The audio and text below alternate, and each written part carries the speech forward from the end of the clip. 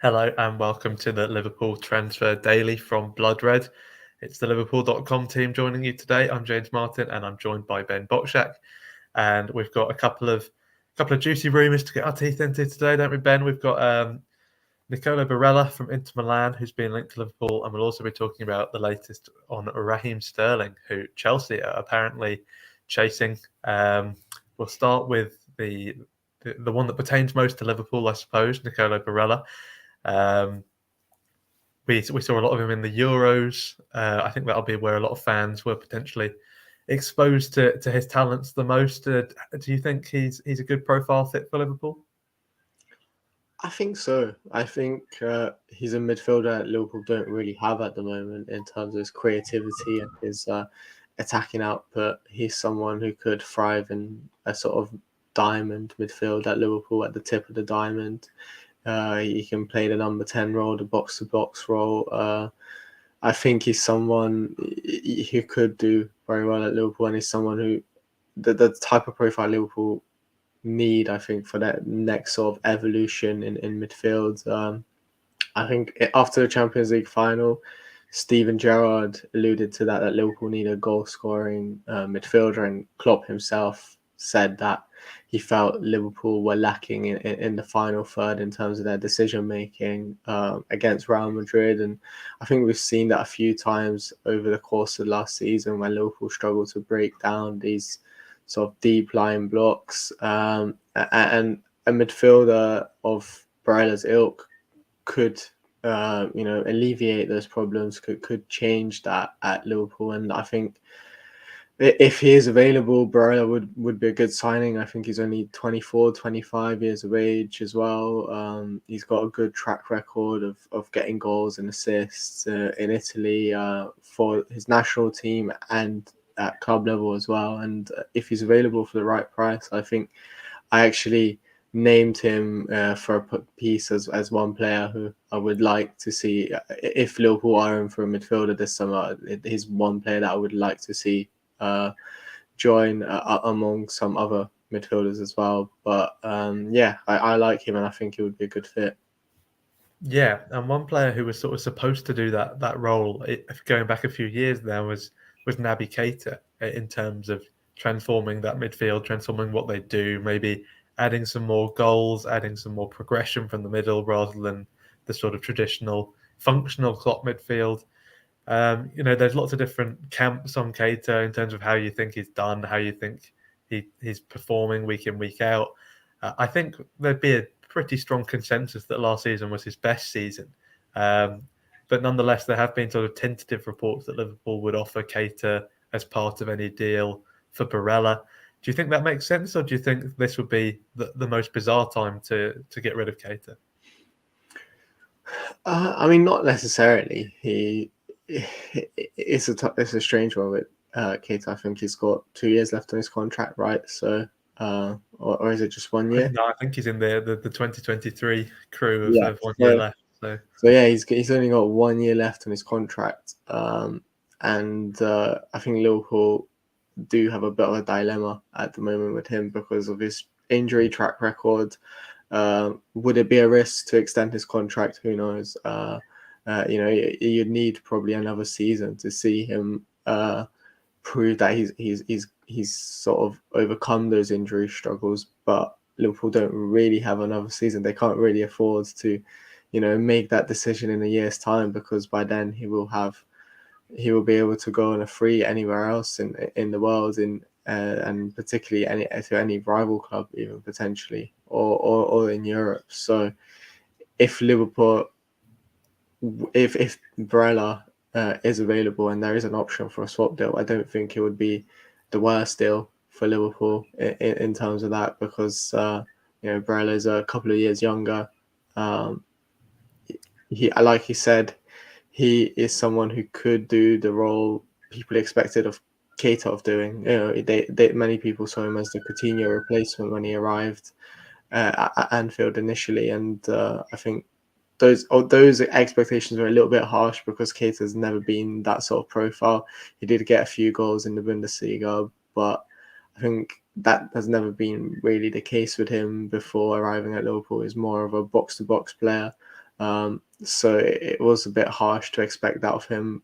But having said that, with his contract situation and with Barella potentially being available, who is younger and who's sort of more suited and who gives Liverpool a profile that Liverpool don't really have, I think I would consider it.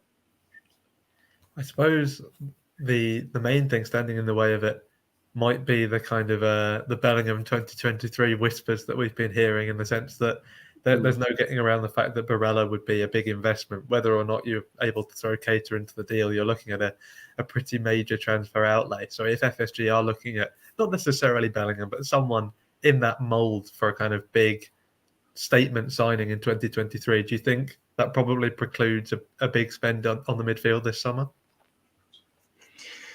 I mean, in my personal opinion, I think Liverpool should still get a creative midfielder of Barella's ilk as well as Bellingham. I think, the Liverpool midfield is not getting any younger at the moment. You have Thiago in his 30s, Henderson in his 30s, and I see Bellingham as more of a replacement for those two than a creative midfielder. Again, he's not. He does get goals and he does get assists, but he is not. He's of a similar profile to Keita rather than Barella, and I would still like to see a creative midfielder, especially if we're going to see more of the 4-2-3-1 at Liverpool. So I I wouldn't be opposed to both of them, really, but I know FSG will be thinking with their sort of head screwed on, and they might think otherwise. Yeah, and I don't think any of us would be opposed to both of them, to be fair. It's just whether FSG can make it add up. But it would certainly be an exciting proposition if they could. Now, slightly away from Liverpool, but of course, very much in the Liverpool sphere of interest, is the rumours about Raheem Sterling. Sadly, Liverpool wouldn't stand to make anything from the deal, even if he did move on somewhere. The Echo reported that there was no sell-on fee or anything like that included in the deal to sell him to Manchester City. That's interesting in itself. It sort of shows how Liverpool do business a bit differently these days. It's inconceivable, really, that kind of transfer wouldn't include some sort of sell-on these days. But regardless, it's still an interesting story. You don't see too many big intra-league transfers these days, certainly in the Premier League. So it would be a big story. Do you see Chelsea as a sensible destination for Sterling? I think so. I mean, if he is to move on, there's very few places he could go to. I think Arsenal were linked earlier, and he is from London. He grew up in London, so I think he will see the appeal of going back to his roots in London and playing there. And I think Chelsea are a Champions League club, so obviously he could do it, and he would be sort of the star man at Stamford Bridge as well, which I think he's looking for at City. He was always looking to be the star, to be the main man, and he never really got that under Guardiola with the rotation and everything. So if he were to go to Chelsea, I'm sure he would be one of their best players, one of their top players. So it makes sense for Sterling, and I think for Chelsea as well, it will make them stronger. And he's in a similar position to Sadio Mane in the sense that he's into the last year of his contract. He's obviously a few years younger than Mane. That probably goes some way to explaining some of the difference in the kind of valuations. But reports suggesting that City are holding out for 60 million. Do you think that's basically saying we're not going to sell, or do you think that is a realistic prospect in this market?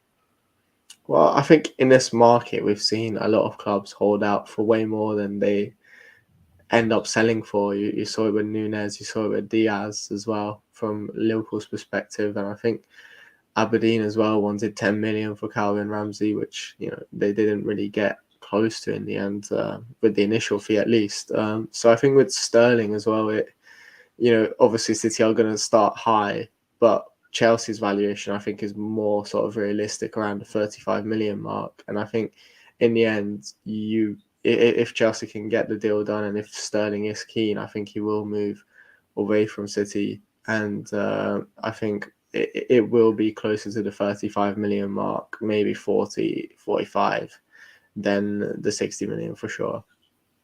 Yeah, I suppose the only thing is we've seen similar with Bernardo Silva, in the sense that he looked like he was pushing hard for a move last summer. Then, of course, he stayed and had a very strong season with Man City. But like you alluded to, it's the contract situation, the fact that if he does do that, he will leave for free at the end of the upcoming season. Manchester City know that, Chelsea know that, and so you imagine that would drive the price down. We won't spend long on this, but just quickly before we finish, I do have to ask the question: do you think it's one where Liverpool could or should get involved? I mean, he is a couple of years younger than Salah. He can play on the right, and if he's available for 35 million, I wouldn't be opposed to it. I think recently he has spoken about Liverpool in the past. He spoke about Liverpool in a sort of insidious way, but nowadays he seems to have, opened up to the idea of being sort of nice to the club. And I think in a recent Instagram live, maybe a year or so ago, he said he wouldn't be opposed to returning to Liverpool. So in that sense, he is still, I think, one of the best players in the Premier League, in his position at least. He's England captain, and he's of course like a very good player. So if he's available for around 35 million, then I wouldn't be opposed to it for sure. You're a braver man than me. And on that note, we will leave our Transfer Daily Roundup. Thanks for tuning in. We'll be back again tomorrow. In the meantime, be sure to check out all of our content going out on Liverpool.com and on the Blood Red channel. Thanks a lot, and we'll see you again tomorrow.